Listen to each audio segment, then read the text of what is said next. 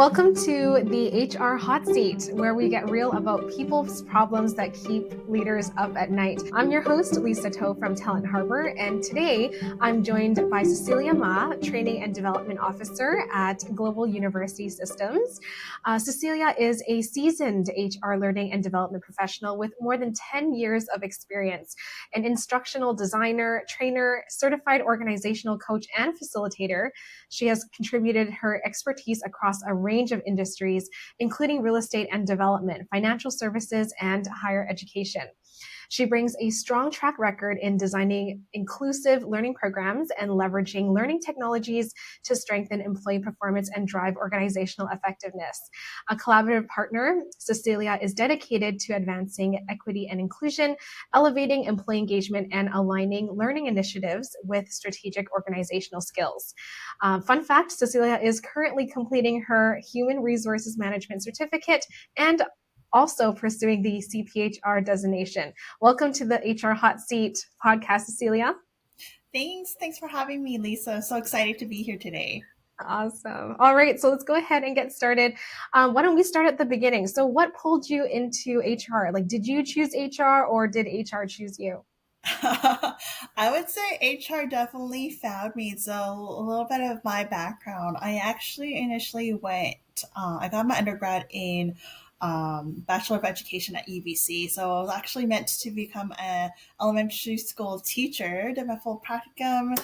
I did even like a specialization in teaching English as a second language, additional language now, and did the whole spectrum. But unfortunately, when I graduated, there was a 2-year hiring freeze. There were no job opportunities.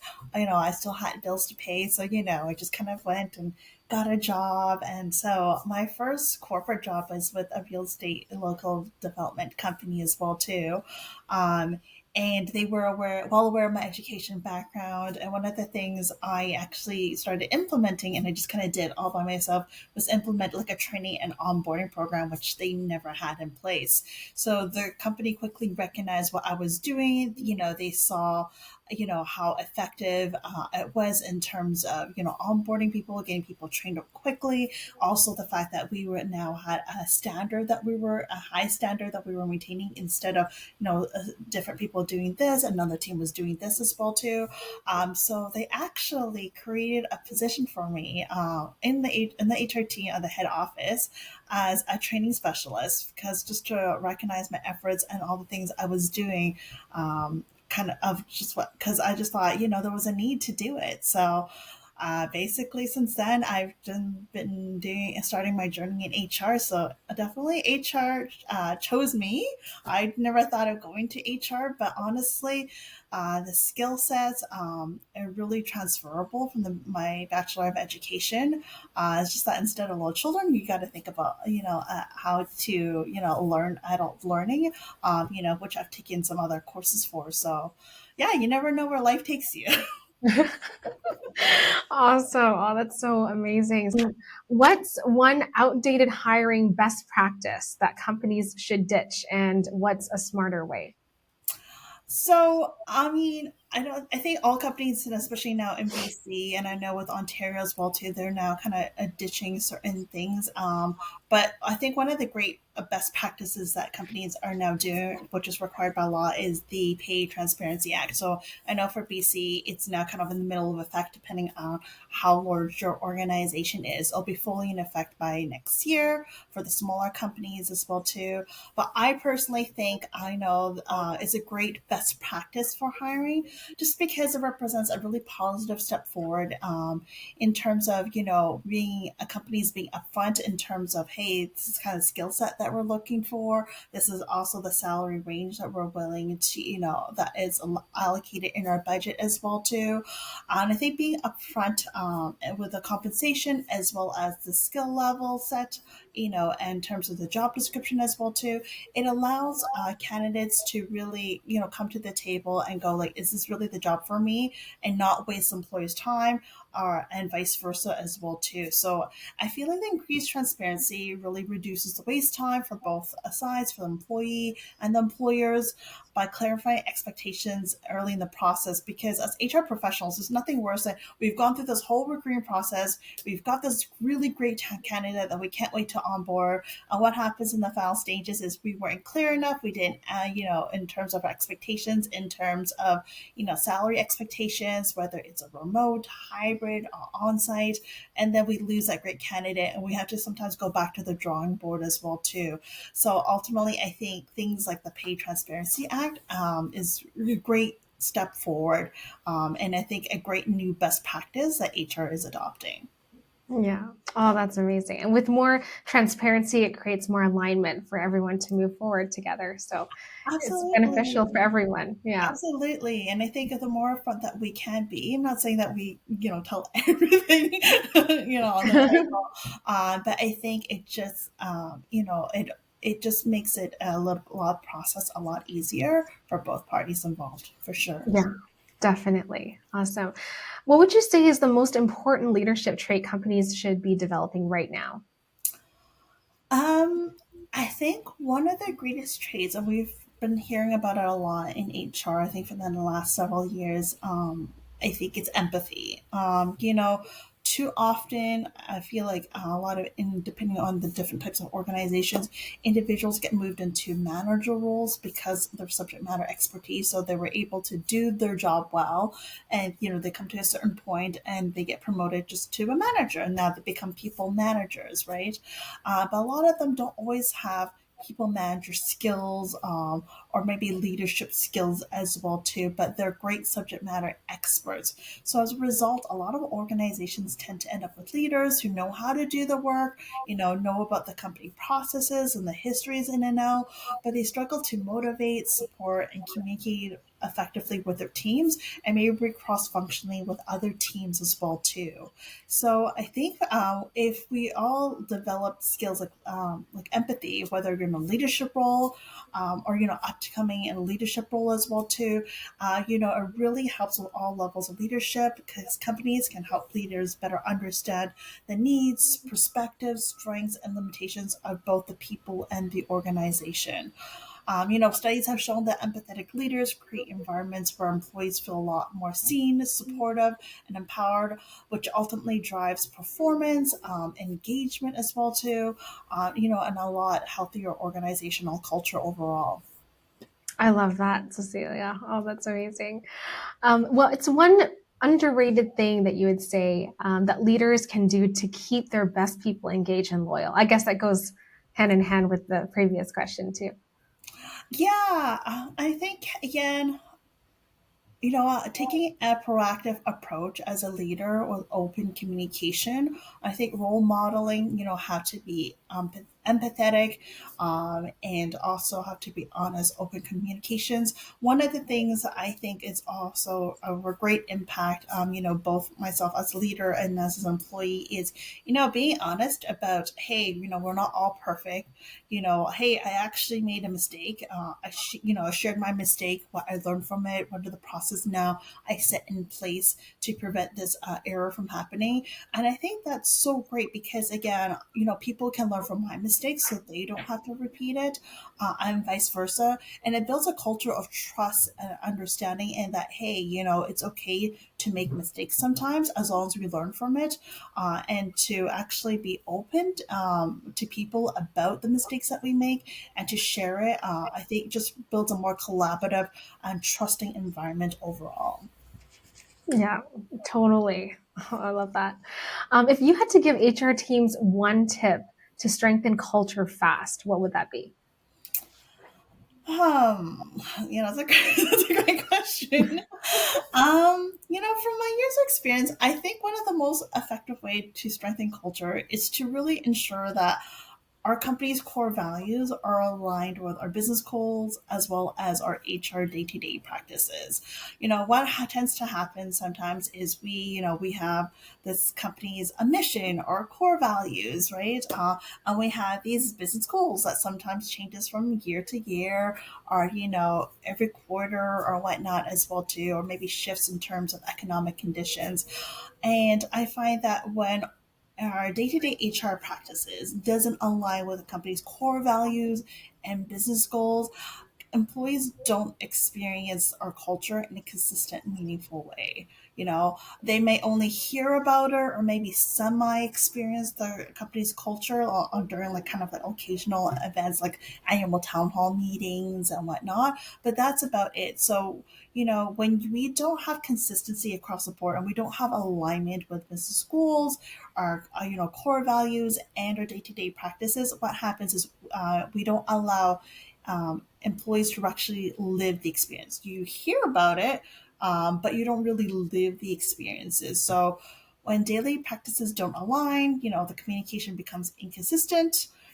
Then your employee experience gets varied, depending who's been here for what long, depending who's been mentoring them, they have a great difference of experiences. So I think to help employees and all employees across the entire organization to really embrace the culture and to feel and experience it, we really need to take a deep look at what the culture of a company currently is, where it's heading and what we really want it to become, and then make sure that we align it all together so that we are communicating clearly and fully so that every employee understands it, can connect with it, and play an active role in shaping it.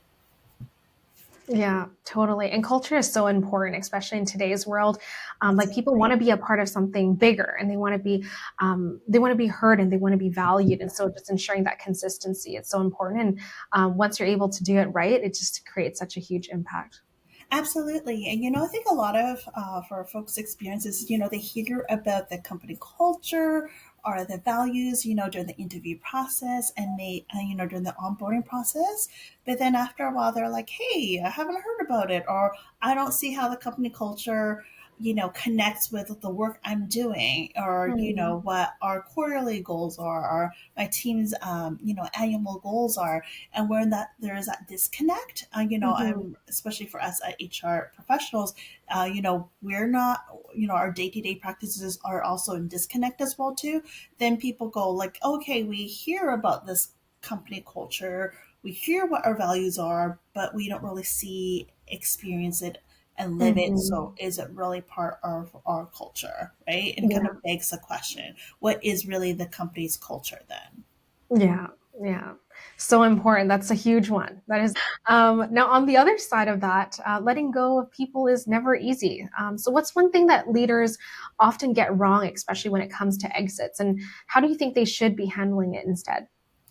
Yeah, no, for sure. The terminations are never easy. That's really a tough situation for all. It's personally my least favorite part about the role, in all honesty. But these things do happen, and that's something that we do need to do for various reasons for another. So letting people is never easy. It's never a rarely a pleasant experience for everyone involved as well too.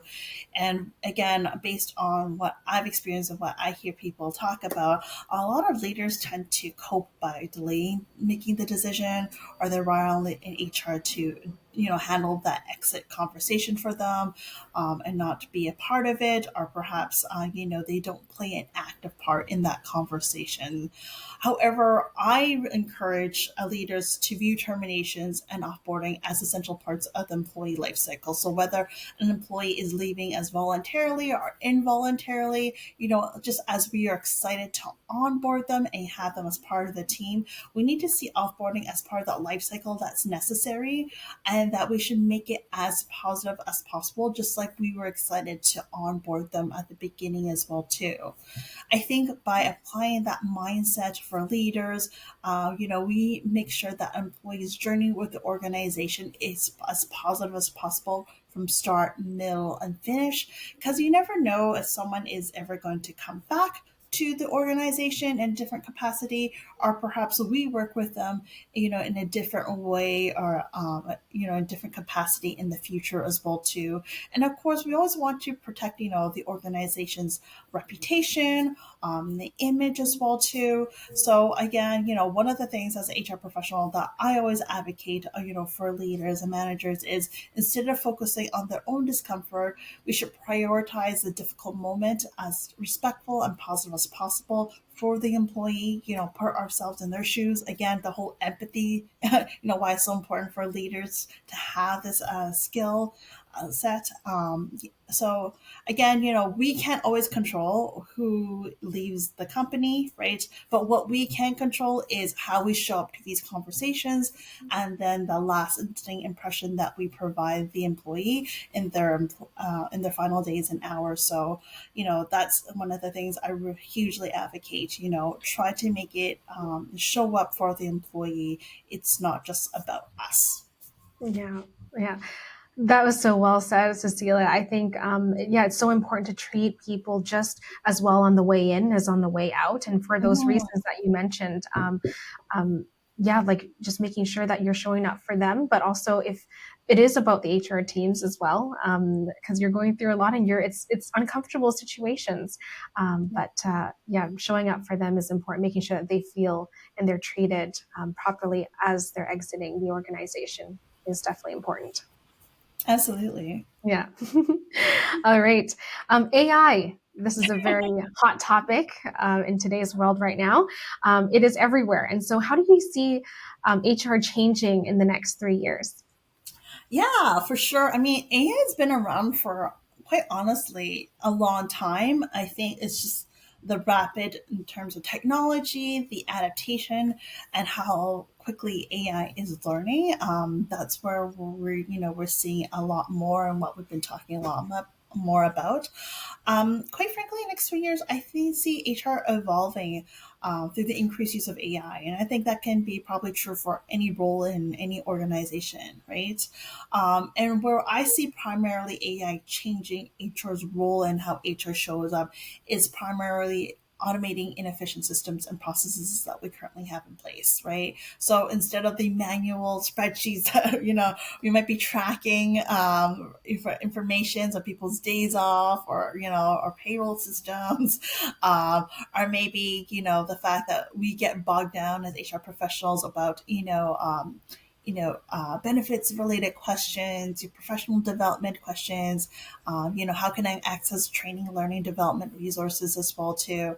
I think where AI can play a huge part for us is it'll free us our time, so they can automate things like, making like self portals for employees to access information themselves, right? They can quickly pull up data to generate real time reports for us instantaneously instead of us spending hours to do it. So with that, I think what AI will help HR do is to shift HR's service model from where employees rely solely on HR for all the information, to one where employees can independently access these resources themselves and navigate through systems on their own.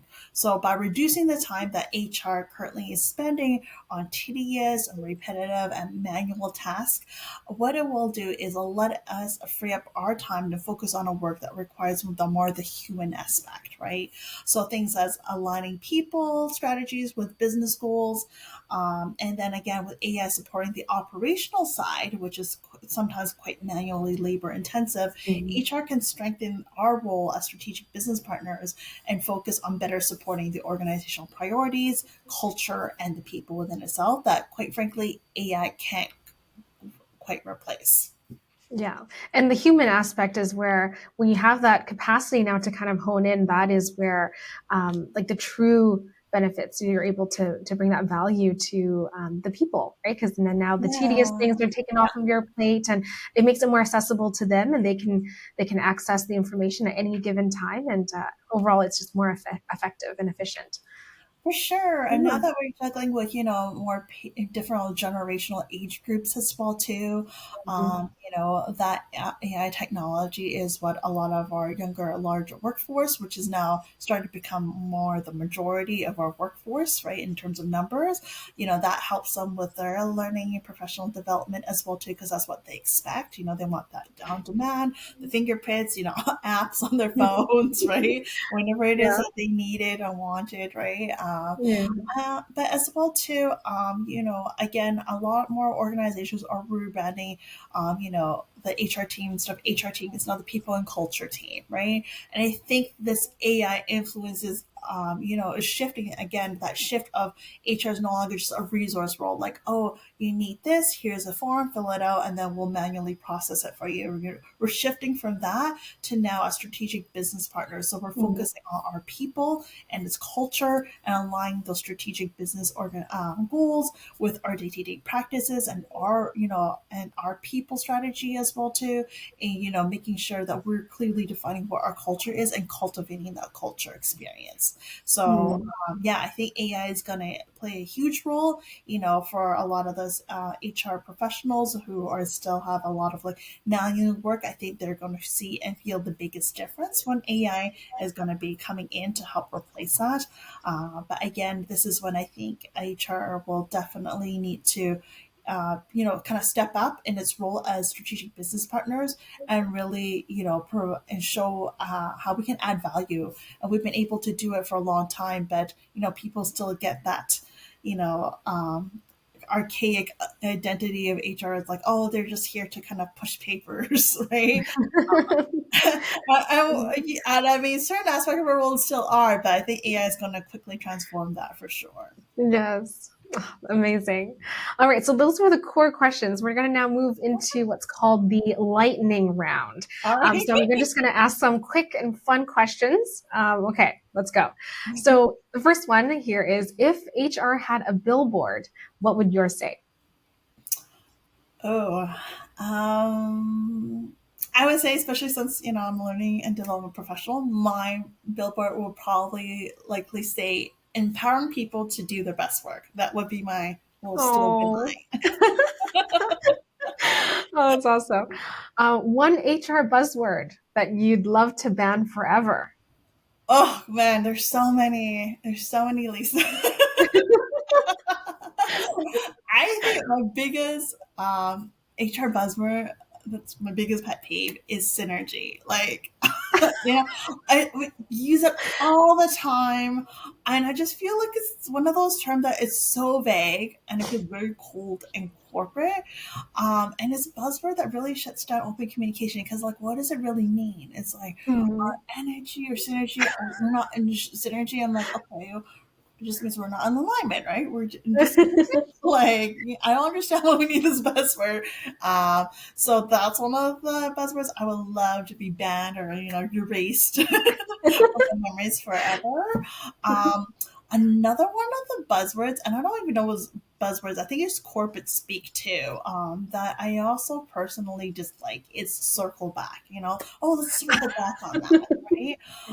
And the reason why I really dislike the circling back is I feel like we're not acknowledging the idea that's been presented by the person who just spoke up, like not Mm. fully, or even just holding that space and going back to it because we say, we'll circle back. Well, when you say let's circle back, like, well, who's going to be circling back on this, right? Like, when are we circling back on this, right? So again, it's one of those terms I feel that's very impersonal. It just feels like it's shutting down somebody, right? I feel like it indicates that a lack of ownership or a lack of decision making on the spot as well too.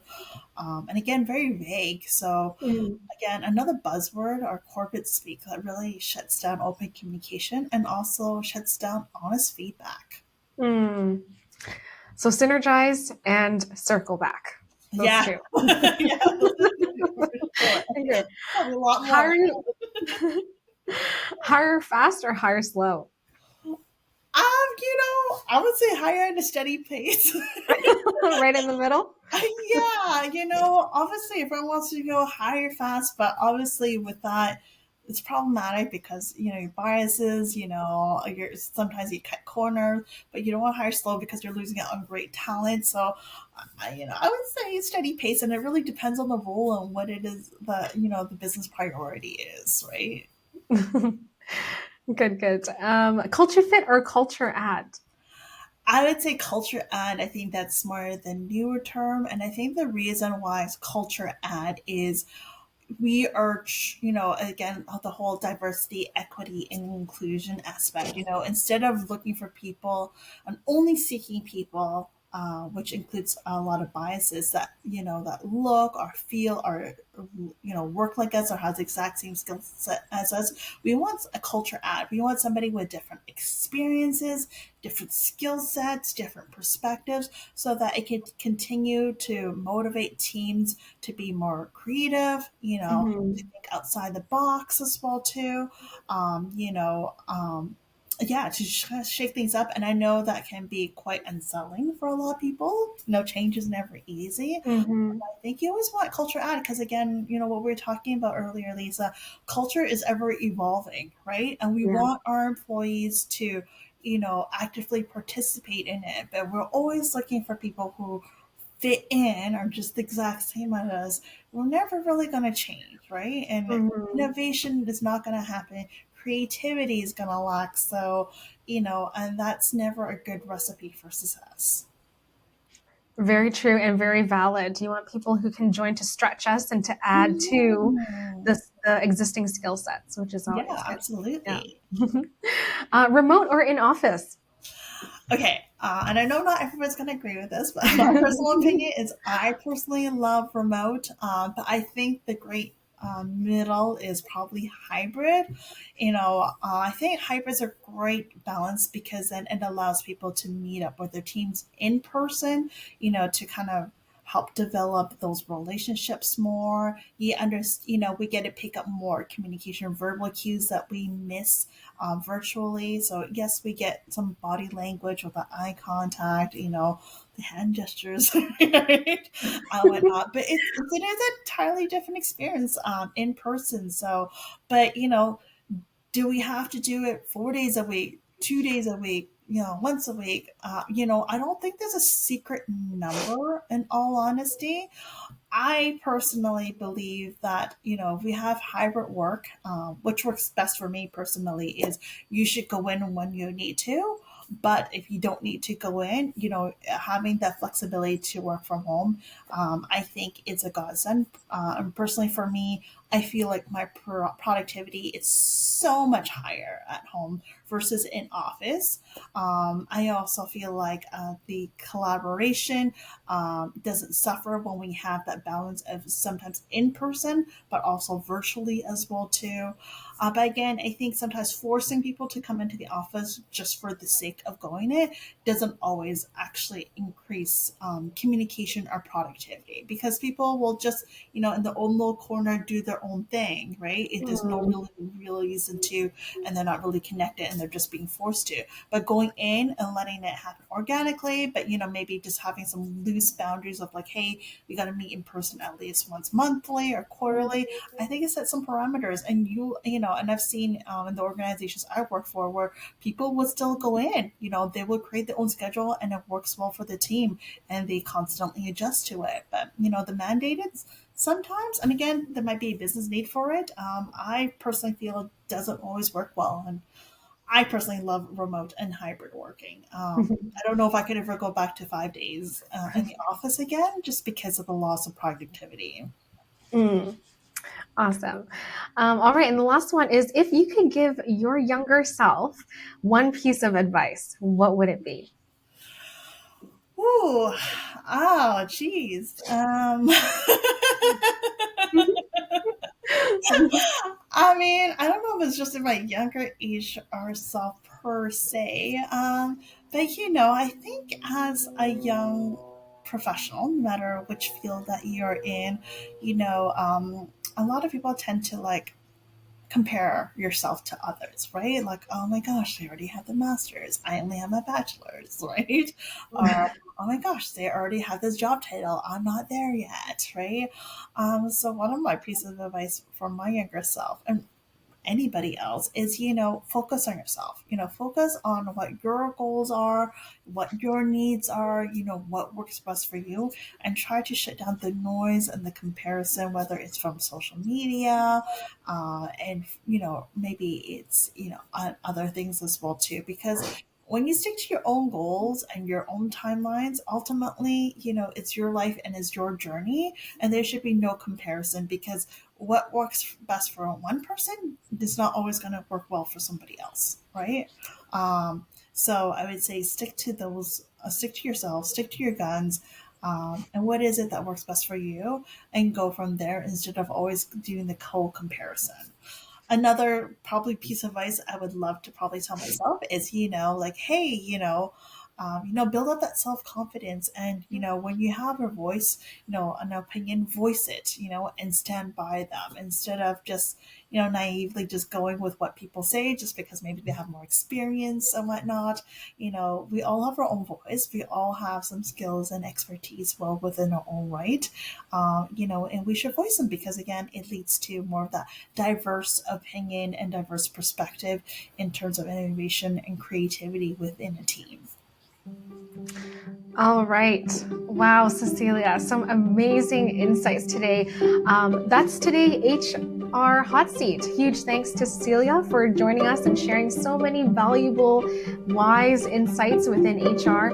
I think my personal favorite and a word that we've been hearing come up kind of throughout the podcast was empathy. And I think, how we can transfer empathy into leadership, whether it's onboarding people, retaining people through coaching, empowering leaders, empowering ourselves as well to become those leaders, and then also taking care of empathy as we are helping others transition out of organizations, which we did touch on today as well. But yeah, thank you so much again, Cecilia, for joining today's podcast. If you found this valuable, share it with another HR leader in your network. At Talent Harbor, we believe great companies are built by how you hire, develop, keep, and exit your people. And that's exactly what this podcast is about. Thank you, and see you next time.